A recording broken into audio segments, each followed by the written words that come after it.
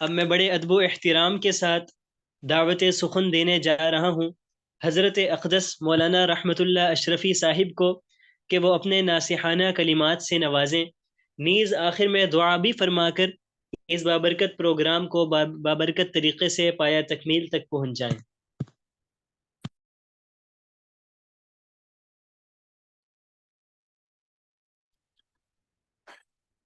آواز آ رہی؟ السلام علیکم ورحمۃ اللہ وبرکاتہ۔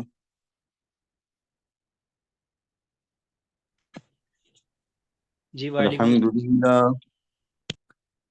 الحمد للہ نحمده ونستعینه ونستغفره ونؤمن به ونتوکل علیہ ونعوذ باللہ من شرور انفسنا ومن سیئات اعمالنا، من يهده الله فلا مضل له ومن يضلله فلا هادي له، ونشهد أن لا إله إلا الله وحده لا شريك له، ونشهد أن سيدنا وحبيبنا محمدا عبده ورسوله، أما بعد فأعوذ بالله من الشيطان الرجيم، بسم الله الرحمن الرحيم، إنا نحن نزلنا الذكر وإنا له لحافظون، وقال رسول الله صلى الله عليه وسلم خيركم من تعلم القرآن وعلمه، وقال رسول الله صلى الله عليه وسلم من قرأ حرفا من كتاب الله فله به حسنة، صدق الله العظيم وصدق رسوله النبي الكريم، ونحن على ذلك لمن الشاهدين والشاكرين، والحمد لله رب العالمين، إن الله وملائكته يصلون على النبي، يا أيها الذين آمنوا صلوا عليه وسلموا تسليما، اللهم صل على محمد وعلى آل محمد كما صليت على إبراهيم وعلى آل إبراهيم إنك حميد مجيد، اللهم بارك على محمد وعلى آل محمد كما باركت على إبراهيم وعلى آل إبراهيم إنك حميد مجيد۔ جس دور پہ نازاں تھی دنیا اب ہم وہ زمانہ بھول گئے، اوروں کو جگانا یاد رہا خود ہوش میں آنا بھول گئے، منہ دیکھ پر داغ نہ دیکھا سینے میں، دل ایسا لگایا جینے میں، مرنے کو مسلمان بھول گئے، اذاں تو اب بھی ہوتی ہے مسجد کی فضا میں اے انور، جس ضرب سے دل ہل جاتے تھے وہ ضرب لگانا بھول گئے۔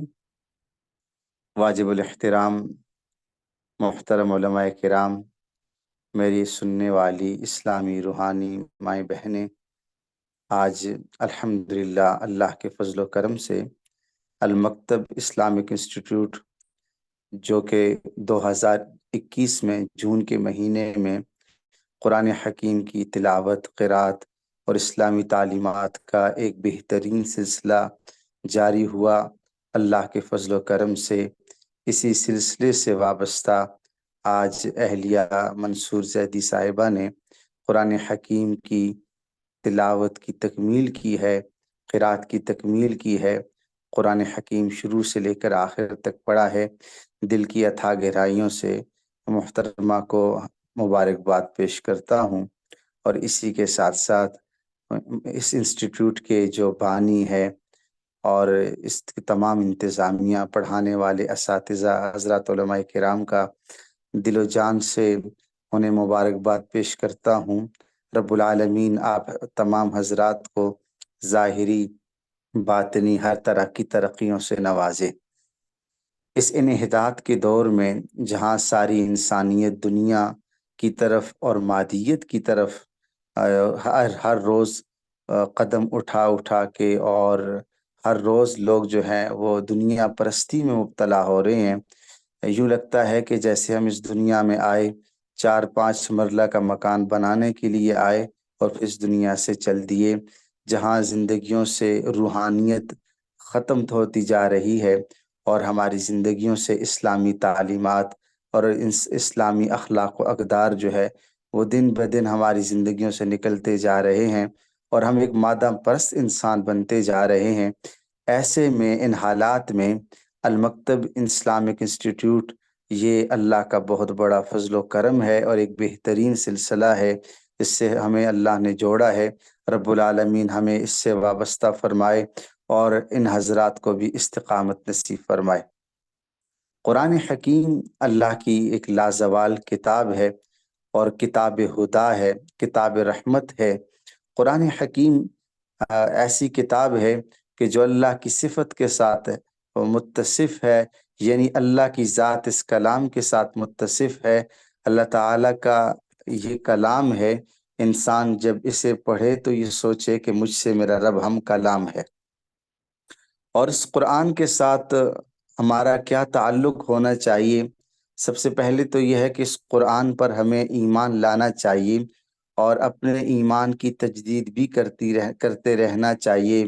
ایک مسلمان مرد کو، اس طرح کے مسلمان عورت کو بھی اپنے ایمان کی تجدید کرتی رہنی چاہیے کہ میرا اس قرآن سے کیا تعلق ہے۔ سب سے پہلے تو یہ ہے کہ مسلمان ہونے کی حیثیت سے ہمارا یہ ایمان ہے کہ قرآن حکیم اللہ کی آخری کتاب ہے، اور زندگی کے تمام تر پریشانیاں، زندگی کے تمام تر ایشوز، اور ایک فرد اور سوسائٹی کو جو چیز چاہیے، ملک و ملت کو جو چیز چاہیے، وہ ساری چیزیں قرآن حکیم میں موجود ہیں۔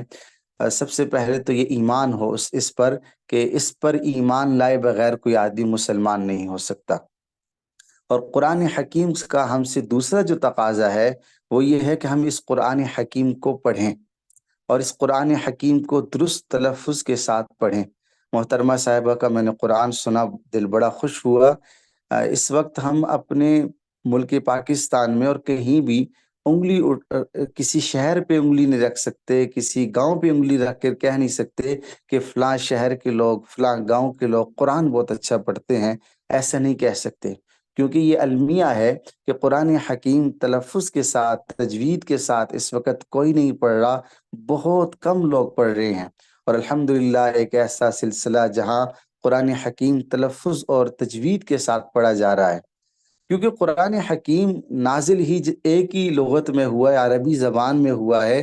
اب اس کو کوئی صاحب پشتو کے انداز میں پڑھ رہے ہیں، کوئی ہندکو کے انداز میں پڑھ رہے ہیں، کوئی پنجابی کے انداز میں پڑھ رہے ہیں، جبکہ قرآن نازل عربی زبان میں ہوا ہے، اسی لب و لہجے کے ساتھ اسے پڑھنا چاہیے۔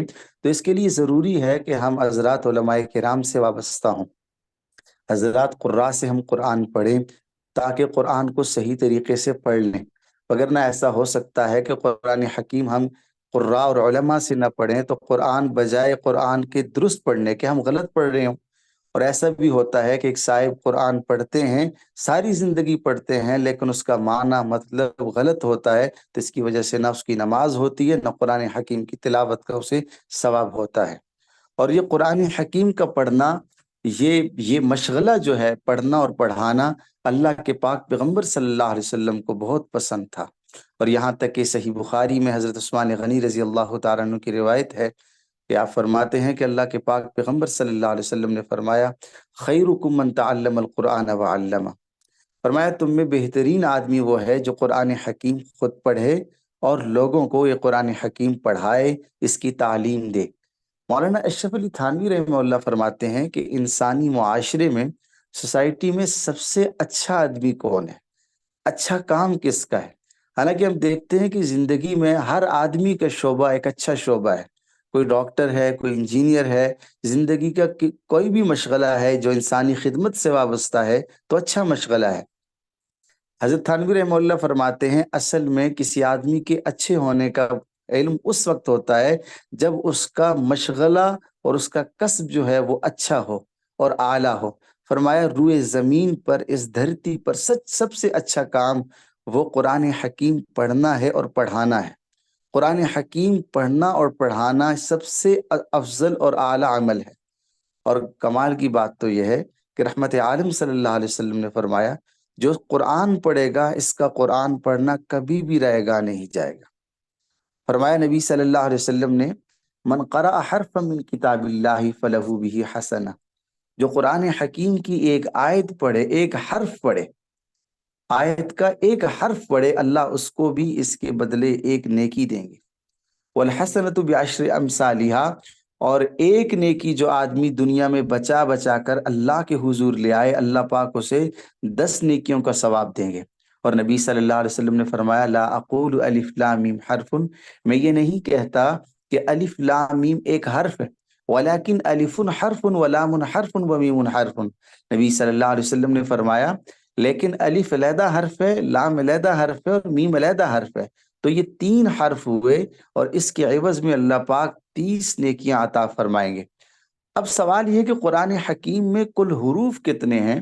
تو اہل علم فرماتے ہیں کم و بیش 3,20,000 کے قریب قرآن حکیم میں حروف ہیں۔ تو اس طرح اگر ہم دیکھیں ان کو 10 کے ساتھ ضرب دیں تو یہ 32 لاکھ نیکیاں بنتی ہے۔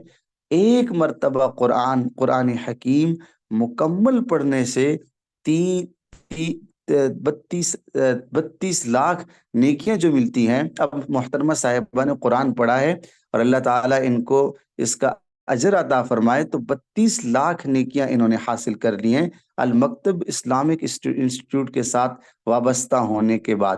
اور آپ کے علم میں ہے کہ قیامت کے دن ایک ایک نیکی کے لیے انسان کتنا ترس رہا ہوگا، ماں بہن رشتہ دار سوسائٹی میں کوئی بھی آدمی اس کو یہ نیکی نہیں دے رہا ہوگا، اس لیے آج ہمارے پاس یہ موقع ہے۔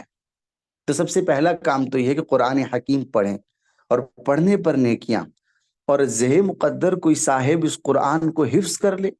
نبی کریم صلی اللہ علیہ وسلم نے فرمایا کہ جو آدمی قرآن حکیم حفظ کرتا ہے، فرمایا کہ من قرأ القرآن فاستظہرہ فاحل حلالہ وحرم حرامہ، کہ جو آدمی قرآن حکیم کو حفظ کر لے، یاد کر لے، تو اللہ رب العالمین اس قرآن کی برکت سے اس کی فیملی سے 10 ایسے آدمیوں کو جہنم کی دہکتی آگ سے نکال کر جنت میں داخل کر دیں گے جن پر جہنم واجب ہو چکی ہوگی۔ اب دیکھیں نا، دنیا میں کسی ایک صاحب کو جس کا ہاتھ جل رہا ہو، پاؤں جل رہے ہوں، کہ خدا نخواستہ آگ میں گر گیا ہو، اسے کوئی آدمی نکالے تو وہ کتنا احسان مند ہوتا ہے۔ اور پھر آخرت کی آگ، جیسا کہ صحیح بخاری میں ہے کہ آخرت کی آگ کو تو یہ جو دنیا کی آگ ہے اس سے 70 گنا آگ وہ زیادہ سخت ہے، اس کو دھو کر دنیا میں لایا گیا ہے۔ تو دنیا میں جو آگ ہے یہ تو بہت کم تر ہے اس آگ سے۔ اگر اس قرآن کی برکت سے کسی کی فیملی سے اگر 10 آدمی جہنم سے نکل کر جنت میں چلے جائیں تو اس سے بڑھ کر اور اجر کیا ہو سکتا ہے، اور مقام کیا ہو سکتا ہے۔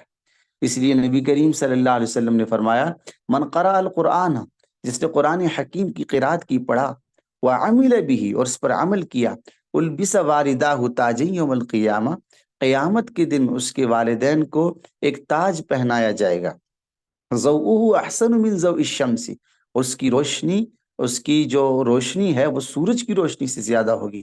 اور فرمایا نبی کریم صلی اللہ علیہ وسلم نے کہ تمہارا کیا خیال ہے کہ یہ روشنی تمہارے گھروں میں ہو؟ اور نبی کریم صلی اللہ علیہ وسلم کا یہ فرمان بھی موجود ہے احادیث میں۔ نبی صلی اللہ علیہ وسلم نے فرمایا یجیء صاحب القرآن، قرآن حکیم کے قاری پڑھنے والے لوگ قیامت کے دن، یوم القیامت، قیامت کے دن اللہ کے دربار میں آئیں گے، فیقول القرآن، قرآن کے حق میں کہے گا یا ربی حلیہ، یا ربی حلیہ، الہ العالمین ان کو پہنا دیجئے۔ تو فیلبس تاج الکرامہ، اللہ رب العالمین کی طرف سے اس بندے کو عظمت اور بزرگی کا تاج پہنایا جائے گا۔ ثم یقول، پھر قرآن کہے گا یا ربی زدہ، اے اللہ جی اس کو مزید نوازیے۔ فرمایا فیلبس حلت الکرامتی، پورا عزت و مقام کا پورا جوڑا ان کو پہنایا جائے گا۔ ثم یقول، پھر یہ قرآن کہے گا اللہ کے دربار میں یا ربی ارضا عنہ فیرضا عنہ، اللہ تعالیٰ اپنے اس بندے سے راضی ہو جائیے۔ چنانچہ فرمایا کہ اللہ تعالیٰ اس بندے سے راضی ہو جائیں گے، اور پھر فرمایا کہ ہر آیت کے بدلے اللہ رب العالمین اس کو نیکیاں عطا کریں گے۔ اور یہاں تک کہ نبی صلی اللہ علیہ وسلم نے فرمایا یقال لصاحب القرآن، صاحب قرآن سے کہا جائے گا اقرا ورقا ورتل کما کنت ترتل فی الدنیا، اے حافظ قرآن، اے قاری قرآن، قرآن حکیم سے محبت کرنے والے، پڑھنے والے، قرآن حکیم کو پڑھتے جائیے اور جنت کی سیڑھیوں پر چڑھتے جائیے۔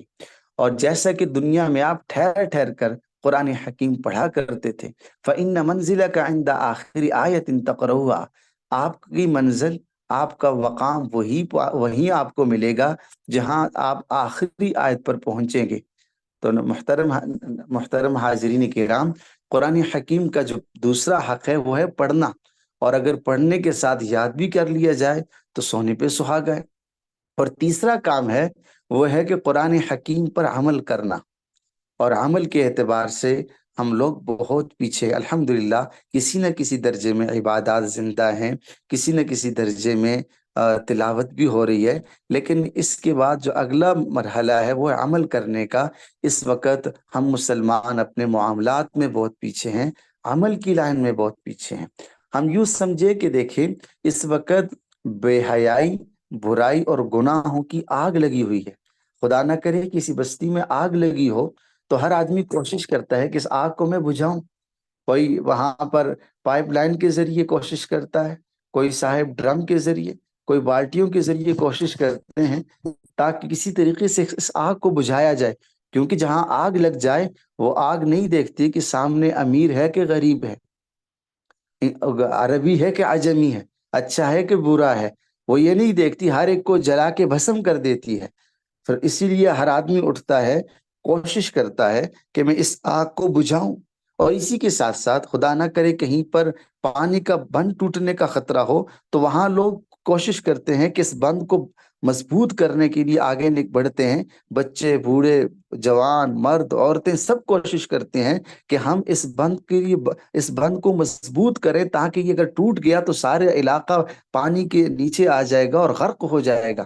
اور یہاں تک کہ دشمنی بھول بیٹھتے ہیں، اور جو لوگ بیسیوں سالوں سے آپس میں بات نہیں کر رہے ہوتے، کئی دہائیوں سے آپس میں قطع تعلقی ہوتی ہے، لیکن جب آگ کے اندر جلنے کا وقت آتا ہے یا پانی میں ڈوبنے کا اندیشہ ہوتا ہے، وہ سارے مل کر آگ بھی بجھ جاتے ہیں اور پانی کے لیے بند بھی باندھتے ہیں جہاں پانی کے مسائل ہوں۔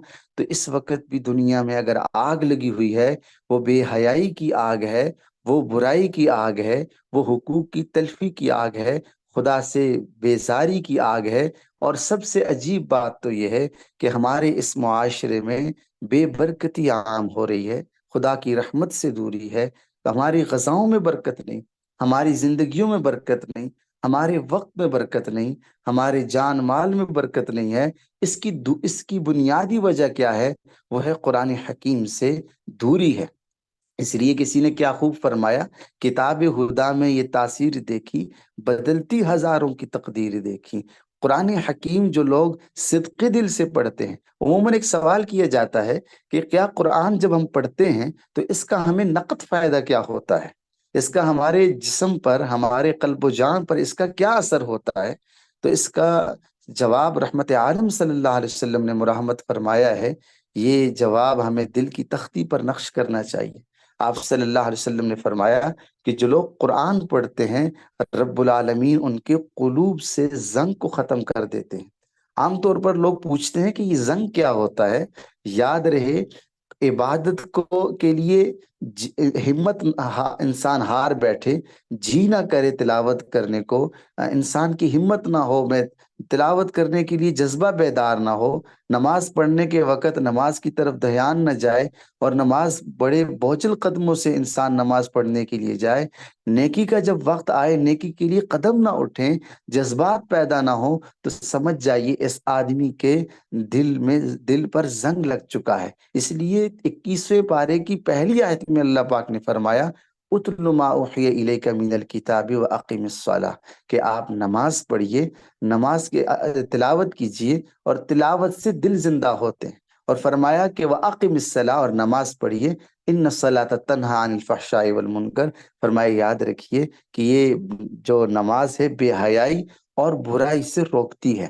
تو عرض کرنے کا مقصد یہ ہے کہ قرآن حکیم جو ہم پڑھتے ہیں اس کا ہمیں رب العالمین ہمیں بہت بڑا ثواب بھی عطا کریں گے، اور ہمیں روحانیت نصیب کریں گے۔ اور اس سے بڑھ کر اور کیا بات ہو سکتی ہے کہ قرآن حکیم رحمت عالم صلی اللہ علیہ وسلم کے معجزوں میں سب سے بڑا معجزہ ہے۔ علامہ ابن قیم بہت بڑے عالم ہو گزرے ہیں، ان کی کتاب ہے الجواب الصحیح۔ فرماتے ہیں حضرت کے علماء کی ایک مجلس بیٹھی، اور علماء کی ایک مضبوط جماعت بیٹھی، اور نبی صلی اللہ علیہ وسلم کی پیدائش سے لے کر موت تک ساری زندگی کا سٹڈی کیا، اور اس ساری زندگی کا مطالعہ کیا، اور یہ سوال ان کے ذہنوں میں تھا کہ نبی صلی اللہ علیہ وسلم کی زندگی کے بڑے بڑے معجزات کون سے ہیں، اور ٹوٹل کتنے معجزات ہیں۔ چنانچہ جب انہوں نے لکھنا شروع کیا تو رحمت عالم صلی اللہ علیہ وسلم کے معجزوں کی تعداد انہوں نے 10,000 سے بھی زائد لکھی ہے۔ پھر ان سب کے پھر تمام علماء نے اس پر اتفاق کیا کہ آپ صلی اللہ علیہ وسلم کا سب سے بڑا معجزہ وہ قرآن حکیم ہے۔ قرآن حکیم کیسا معجزہ ہے تو آپ خود اندازہ کیجئے، اس کا ایک ایک لفظ، ایک ایک جملہ، اس کا قانون اور اس کے احکامات، اس کی تاثیر، اس کی ہم آہنگی اور اس کی جلالت شان اور مقام، یہ ہر اعتبار سے ہی معجزہ ہے۔ قرآن جو لفظ لایا ہے وہ بھی معجزہ، جو جملہ لایا ہے وہ بھی معجزہ، جو قانون لایا ہے۔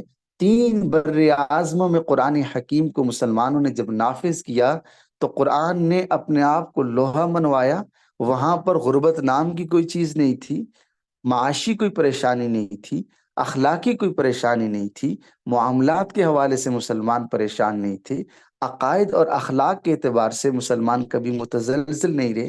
لیکن جب سے مسلمانوں نے اس قرآن کو چھوڑا، اس کی زندگی کو چھوڑا، اس سے دور ہوئے، مسلمان دیگر اقوام کو کیا سمجھاتے، خود اپنے دیش سے بھی، خود اپنے گھروں سے بھی، خود بچوں کی زندگیوں میں بھی قرآن حکیم جب نہیں رہا تو بے دینی مسلمانوں کے دروازوں پر آ کر دستک دینے لگی۔ پھر یوں بھی ہوا کہ مسلمانوں کے گھروں میں کافر پیدا ہوئے، یوں بھی ہوا کہ مسلمانوں کے گھروں میں پھر گمراہ پیدا ہوئے۔ اس لیے آج اس دور کا سب سے بڑا المیہ یہ ہے کہ مسلمان قرآن سے دور ہیں، مسلمان قرآن نہیں پڑھتے۔ اس لیے قرآن حکیم پڑھنا، اس پر عمل کرنا، اس کو سمجھنا بہت ضروری ہے۔ تو قرآن حکیم کا پہلا جو حق ہم پر ہے وہ ہے ایمان اس پر لایا جائے۔ دوسرا حق ہے اس کو اچھے طریقے سے صحیح تلفظ کے ساتھ پڑھا جائے، اور تیسرا اس کا حق یہ ہے کہ قرآن حکیم پر عمل کیا جائے۔ جب ہم عمل کریں گے تو اس کے ساتھ چوتھا حق یہ ہے کہ ہم قرآن حکیم کو آگے منتقل کریں اور لوگوں تک پہنچائیں۔ ایک وقت وہ ہوتا تھا کہ ہمارے گھروں میں ہمارے بزرگ قرآن حکیم کھول کے پڑھتے تھے، برائی ہوتے فوراً ٹوک دیتے تھے۔ ہمارے بزرگ گھروں میں ہمیں بٹھا کے انبیاء کے واقعات سنایا کرتے تھے، اور جو دیہات کے لوگ ہیں وہ بہت بہتر سمجھتے ہیں کہ پہلے زمانوں میں تو گھروں میں، دیہات میں یا ہمارے پاس تو کیا نعمتیں اور یہ جو آج وسائل یہ بہت کم ہوا کرتے تھے۔ یاد پڑتا ہے کہ اس دور میں تو ایک دن ہماری مائیں بہنیں صرف پانی بھرا کرتی تھی پورے ہفتے کے لیے، ایک دن وہ کپڑے دھویا کرتی تھی، ایک دن وہ لکڑیوں کے لیے جایا کرتی تھی، اور اس کے باوجود وہ لوگ اللہ کو بھی یاد کرتے تھے، معاشرے کے حقوق بھی پورے کرتے تھے۔ لیکن آج ہم دیکھتے ہیں کہ ہماری دہلیز پر اللہ کی ہر نعمت موجود ہے اور ہمیں ہر چیز گھر میں میسر ہے، لیکن اس کے باوجود ہمیں کسی کے پاس ٹائم نہیں ہے۔ کوئی صاحب جو ہے وہ ٹائم نہیں دے رہا، کس سے پوچھو ہر آدمی بیزی ہے۔ یہ وقت ہمارا کدھر چلا گیا جب ساری نعمتیں ہمارے گھروں میں ہے؟ در حقیقت یہ سارا وقت ہمارا موبائل لے گیا ہے اور غیر ضروری مصروفیات لے گئی ہیں۔ اس لیے یہ جو سائیکالوجسٹ ہیں وہ یہ کہتے ہیں کہ جس طرح موبائل یوز ہو رہا ہے 2035 تک تو لوگ پاگل ہو جائیں گے جس طرح ہم لوگ اس موبائل کو یوز کر رہے ہیں۔ اس لیے وقت کی اشد ضرورت یہ ہے کہ ہم قرآن حکیم کی تلاوت کریں۔ عموماً لوگ پوچھتے ہیں کہ کتنی تلاوت کرنی چاہیے۔ ہمارے استاذ محترم حضرت مولانا پروفیسر یوسف خان صاحب جو کہ جامعہ اشرفیہ لاہور کے شیخ الحدیث ہیں، حضرت استاد جی فرماتے ہیں کم از کم روزانہ 5 منٹ قرآن حکیم کو اٹھا کے سامنے رکھ کر اس کی تلاوت کی جائے، کم از کم 5 منٹ ہر آدمی روزانہ کرے۔ اور اس سے زیادہ جسے اللہ توفیق دے تو اسے بھی کرنا چاہیے۔ تو قرآن حکیم کی تلاوت خود کریں، اور پھر ساتھ ساتھ دیگر حضرات کو بھی، لوگوں کو بھی متوجہ کریں۔ اب جیسا کہ یہ المکتب اسلامک انسٹیٹیوٹ ہے، اب ایسی انسٹیٹیوٹ کے ساتھ لوگوں کو وابستہ کیا جائے، مساجد میں جہاں ماحول ہے مساجد کے ساتھ وابستہ کیا جائے، جہاں مدارس میں ماحول ہے مدارس کے ساتھ وابستہ کیا جائے۔ یہ دور جس دور سے ہم گزر رہے ہیں، اس میں شیطنت، گمراہی اور بے حیائی کے اسباب اور سورسز بہت زیادہ ہیں۔ ہم جہاں بے دین لوگ شیطان کے پیروکار شیطان کے لیے سب کچھ قربان کر رہے ہیں، ہم رحمان کے بندے ہیں، رحمان کے لیے سب کچھ کیوں نہ ہم صرف کریں اور اپنی صلاحیتوں کو بروئے کار لائیں۔ میں ایک چھوٹا سا واقعہ سنا کے پھر اختتام کی طرف جاؤں گا۔ شیخ گیسوی دراز غالباً 11ویں صدی کے یہ بزرگ ہیں، اور اللہ کے نیک بندے تھے، اور بڑی اللہ پاک نے ان سے دین کی خدمات لی ہیں، اور آج بھی ان کا نام اہل علم کی زبانوں پہ تازہ رہتا ہے۔ حضرت ایک مرتبہ دریا کے کنارے بیٹھے ہوئے تھے، اور ایک بچھو کو دیکھا، وضو کے لیے بیٹھے تو بچھو کو دیکھا کہ وہ پانی میں لاکھ نکلنے کی کوشش کر رہا ہے، لیکن پانی کا جو ریلا ہے اسے باہر نکلنے نہیں دیتا۔ تو حضرت کو ترس آیا، خدا کی مخلوق سمجھ کر ہاتھ آگے بڑھایا اور اس بچھو کو باہر نکالا۔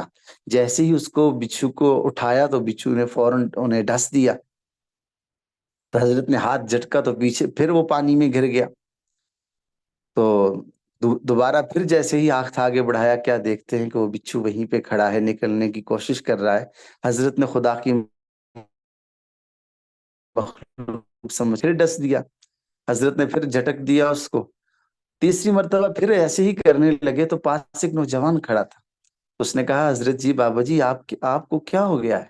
بچھو بار بار آپ کو ڈس رہا ہے، بار بار آپ کو تکلیف دے رہا ہے، اور آپ پھر بھی اس کو نکالنے کی کوشش کر رہے ہو۔ تو بڑے لوگوں کی بڑی باتیں ہوتی ہیں۔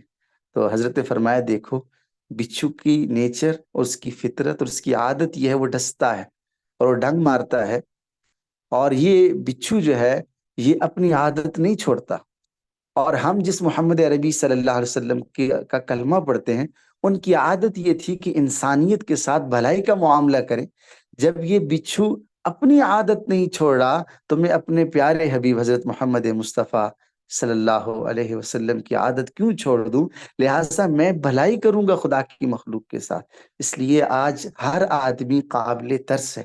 ہماری وہ مائیں بہنیں جو قرآن نہیں پڑھی ہوئی، جو قرآن سے بیگانہ ہو چکی ہیں، جو سورہ فاتحہ بچپن سے جیسے پڑھی ویسے ہی آج پڑھ رہی ہیں، اور 55 سال 50 سال 60 سال 40 سال انہی الفاظ کے ساتھ نماز پڑھ رہی ہیں، اور وہی جو قرآن کی 2-4 صورتیں یاد ہیں۔ دیکھیں نا، گھر کا نقشہ بنانا ہے تو 50-60 نقشے ہم کینسل کر دیتے ہیں۔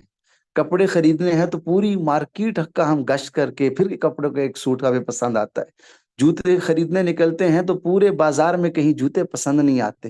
کتنا ہی ہمارا انہماک اور جستجو ہے۔ لیکن قرآن حکیم جیسا پڑھا تھا، ٹوٹے پھوٹے الفاظ ہیں، اسی طرح آج اس سے گزارا کر رہے ہیں۔ دین ہم نے صرف گزارے کے لیے رکھا ہے، حالانکہ اس طرح نہیں ہونا چاہیے۔ آج ہم اپنی سوسائٹی میں دیکھتے ہیں کہ بڑے بڑے P H D holder, M Phil کیے ہوئے نوجوان، وہ بھی قرآن حکیم کا ایک صفحہ درست الفاظ کے ساتھ، تلفظ کے ساتھ نہیں پڑھ سکتے۔ یہ بہت بڑا المیہ ہے۔ اور جس قوم نے قرآن کو چھوڑا ہے، پس پوش ڈالا ہے، وہ قوم کبھی بھی پنپ نہیں سکتی، آگے نہیں جا سکتی۔ ابھی دیکھ لیں، ہمارے سامنے ہی حماس ہیں، فلسطین کے مظلوم مسلمان ہیں۔ رب العالمین مسجد اقصیٰ کو، وہاں کے مسلمانوں کو یہود و ہنود کے چنگل سے، ان کے ظلم و ستم سے خلاصی نصیب فرمائے۔ وہاں آپ ایک چیز پر غور کریں کہ وہاں بچے قرآن کیسا پڑھ رہے ہیں۔ بچے کی سرجری کی جا رہی ہے، اور بے ہوش کرنے والی ادویات ان کے پاس ختم ہو چکی ہیں، تو وہ بچہ کہتا ہے میں قرآن حکیم پڑھتا ہوں اور آپ سرجری کیجیے۔ اس سے بڑھ کر اور کیا مثالیں ہم دے سکتے ہیں جو ہماری سامنے مثالیں ہیں۔ اس لیے قرآن حکیم جب ہم پڑھیں گے، اسلامی حمیت اور غیرت ہمارے اندر پیدا ہوگی۔ تو میں ایک مرتبہ پھر محترمہ کو مبارکباد دیتا ہوں، اور اللہ تعالیٰ آپ کو استقامت نصیب فرمائے۔ آپ نے عمر کے اس حصے میں قرآن حکیم کو پڑھا ہے، اپنے خانگی امور کو دیکھا، سفر اسفار کو دیکھا، تبلیغی جماعت کے ساتھ جو سفر ہیں ان کو دیکھا، اور ان سب چیزوں کے ساتھ ساتھ آپ نے قرآن حکیم کو نہیں چھوڑا۔ اللہ سے امید ہے کہ یہ قرآن بھی آپ کو زندگی بھر قبر میں اور آخرت میں بھی تنہا نہیں چھوڑے گا۔ نبی صلی اللہ علیہ وسلم نے فرمایا ہے کہ یہ جو سورہ ملک ہے یہ قبر کے اندر عذاب کے لیے رکاوٹ بن جاتی ہے اور کھڑی ہو جاتی ہے، اور بندے کو اللہ کے عذاب سے چھڑا کے رکھتی ہے۔ اللہ کرے ہماری ہر ماں بہن کے ایسے ہی جذبات ہوں، اس لیے ہم ایک تحریک کی صورت میں نکلیں اور لوگوں کو اس قرآن حکیم کی طرف متوجہ کریں، اسلامی علوم کی طرف متوجہ کریں۔ ہم اتنا نقصان کر چکے ہیں کہ آج ہمارے معاشرے میں اسلامی اقدار، اسلامی اخلاق، اسلامی معاشرت، اسلامی کلچر اور تہذیب بالکل ختم ہوتا جا رہا ہے۔ بے حیائی، بے پردگی، گناہوں کا سیلاب اور گناہوں کی آگ ہمارے گھروں پر دستک دے رہی ہے۔ ایسے حالات میں ہمیں چاہیے کہ ہم رب العزت کے حضور سجدہ ریز بھی ہوں اور اللہ کے حضور توبہ طائب بھی ہوں اور لوگوں کو متوجہ کریں۔ اور اس وقت توبہ کرنے کی بھی اشد ضرورت ہے۔ قرآن حکیم نے بہت زیادہ احکامات ہمیں دیے ہیں، اور ان میں سے ایک ہے بندہ اپنے رب کے ساتھ تعلق قائم کرے، اور تعلق قائم ہوتا ہے رجوع سے۔ اور عربی زبان میں رجوع کے لیے جہاں اور بہت سارے الفاظ استعمال ہوتے ہیں وہاں توبہ کا لفظ بھی ہے۔ توبہ کسے کہتے ہیں کہ بندہ اپنے معاملات اپنے رب کے ساتھ درست کر لے۔ نامور محدث ہو گزرے ہیں، اور شاید کسی عالم کا گھر ان کی کتاب سے خالی ہو، امام نووی رحمہ اللہ تعالی۔ امام نووی رحمہ اللہ فرماتے ہیں کہ بندہ جب اللہ کے حضور دعا کرے تو اس کے لیے توبہ کے لیے 3 کاموں کو اپنے اوپر لازم کرے، تب توبہ ہوگی، وگرنہ زبانی محض توبہ کوئی توبہ نہیں ہے۔ فرمایا نمبر 1 ان یقلع عن المعصیہ، گناہوں کو جڑ سے اکھاڑ دے، جو گناہ کیا ہے اس گناہ سے رک جائے اور فوراً اس کو چھوڑ دے۔ بندہ گناہ بھی کرے اور ساتھ توبہ بھی کرے، نبی صلی اللہ علیہ وسلم نے فرمایا کل مستحزی ربہ، یہ تو ایسے ہے جیسے کوئی آدمی اپنے رب کے ساتھ مذاق کر رہا ہے۔ تو سب سے پہلی بات جو ہے گناہ کو فوراً چھوڑ دے۔ نمبر 2 ان یندم علیہا، گناہ پر انسان ندامت اختیار کرے، پشیمان ہو، شرمندگی ہو آپ کی نافرمانی کی۔ اور تیسرا فرمایا کہ ان یعزم علیہا عزما جازما اللہ یعود الی مثلها ابدا، بندہ ایسا عزم مصمم کر لے کہ میں کبھی زندگی بھر گناہ نہیں کروں گا، اور ایسے پختہ عزم کے ساتھ جب توبہ کرے دے گا یا اللہ میری توبہ، رب العالمین ساری زندگی کے 50 سال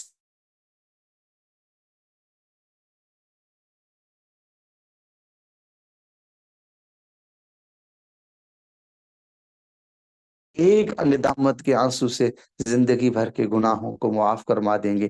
اس لیے اب دعا کرتے ہیں کہ یہ جو قرآن حکیم پڑھا گیا، حضرت اساتذہ کرام نے جو پڑھایا، رب العالمین کے پڑھانے کو قبول فرمائے، اور محترمہ نے جو قرآن پڑھا ہے اللہ تعالیٰ اس کو بھی قبول فرمائے، اور اس کی برکتوں سے ان کے گھر کو، ہم تمام جتنے اس وقت ممبران بیٹھ کے اس تکمیل قرآن کی محفل میں بیٹھے ہوئے ہیں، اللہ تعالیٰ ہم سب کو اس سے بہرہ مند فرمائے۔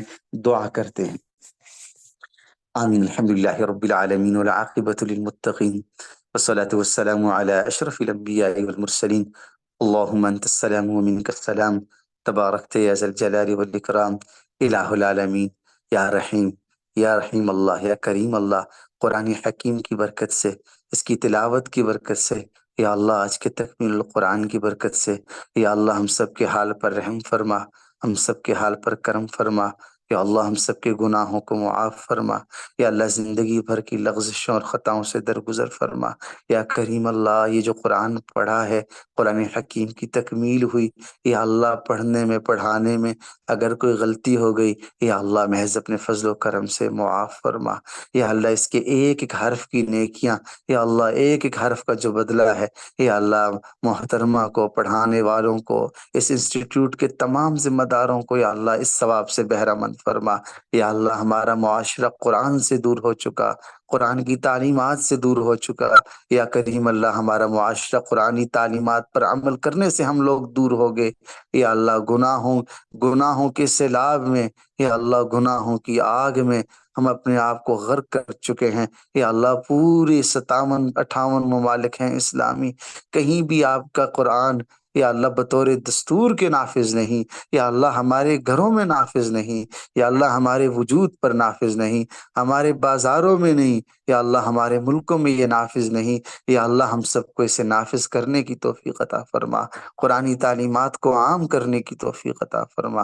یا اللہ ہم سب کے گناہوں کو معاف فرما دیجیے۔ یا اللہ اس قرآن حکیم کے پڑھنے کی برکت سے، تکمیل کی برکت سے، یا اللہ ہم میں سے ہر ایک کے ہم میں سے ہر ایک کے جن کے والدین، دوست، رشتہ دار، احبہ اس دنیا سے رخصت ہو چکے ہیں، یا اللہ سب کی بخشش فرما دیجیے۔ یا اللہ اس کی برکت سے سب کی قبروں کو گلزار جنت بنا دیجیے۔ یا کریم اللہ اس کی برکت سے سب کی قبروں کو نور سے منور اور معطر فرما دیجیے۔ یا اللہ سب کو جنت الفردوس میں اعلیٰ مقام عطا فرما دیجیے۔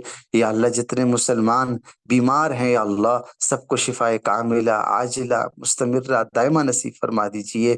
یا اللہ ظاہری باطنی شفا نصیب فرما دیجیے۔ یا کریم اللہ اس قرآن کی برکت سے یا اللہ اس وقت غزہ کے مسلمان، فلسطین کے مسلمان اس وقت کفریہ طاقتیں ان پر یلغار کیے ہوئے ہیں، درندوں کی طرح ٹوٹ پڑے ہیں ان پر۔ یا کریم اللہ ان چھوٹے چھوٹے ننھے معصوم بچے، وہ معصوم کلیاں، یا اللہ ہماری مائیں بہنیں بھی وہیں، یا اللہ ان کی عزت و عصمت اس وقت خطرے میں ہے۔ یا اللہ وہاں قبرستان بنا دیا، شہیدوں کا شہر بن چکا ہے یا اللہ۔ یا اللہ ان مظلوم فلسطین کے، غزہ کے مسلمانوں کو عالمی طاغوت سے، کفریہ طاقتوں سے نجات دلا دیجیے۔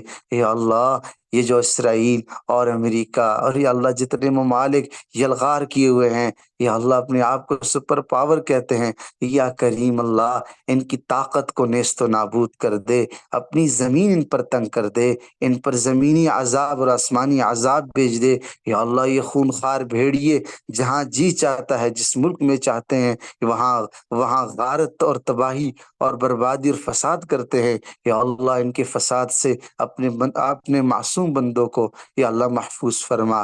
یا اللہ مسلمانوں کو قرآن پر عمل کرنے کی توفیق عطا فرما۔ یا اللہ اس مجلس میں ہمارے ساتھ جتنے بھی شریک اس دعا میں اس وقت شریک ہیں، یا کریم اللہ ہر ایک کی دل کی آرزو کو پورا فرما، ہر ایک کی جائز خواہش کو پورا فرما۔ یا اللہ ہمیں ہمارے بچوں کو حافظ قرآن بنا، عامل قرآن بنا، قرآن پڑھنے پڑھانے والوں کو جو رحمت عالم صلی اللہ علیہ وسلم نے دعائیں دی ہیں، یا اللہ ہم سب کو اس سے بہرہ مند فرما۔ یا اللہ اس مکتب کے نظام کو، اس مکتب کو یا اللہ اس کے نفع کو عام اور تام فرما، اس کے چلانے والوں کو دنیا اور آخرت کی سعادت نصیب فرما۔ یا اللہ ان کی ضروریات یا اللہ پورا فرما۔ یا اللہ ہمیں ان کے ساتھ تعاون کرنے کی توفیق عطا فرما۔ یا اللہ جو آپ سے مانگ سکے وہ بھی عطا کر دیجئے۔ یا اللہ جو نہیں مانگ سکے محض اپنے فضل و کرم سے ہم سب کو عطا فرما۔ اللهم اهلك الكفرة الفجرة، اللهم شتت شملهم ودمر ديارهم وخرق بنيانهم وزلزل أقدامهم، اللهم انصر الإسلام والمسلمين، اللهم انصر المجاهدين في كل مكان، اللهم ارفع البلاء والوباء عن إخواننا في فلسطين، ربنا آتنا في الدنيا حسنة وفي الآخرة حسنة وقنا عذاب النار، سمعنا وأطعنا غفرانك ربنا وإليك المصير برحمتك يا أرحم الراحمين۔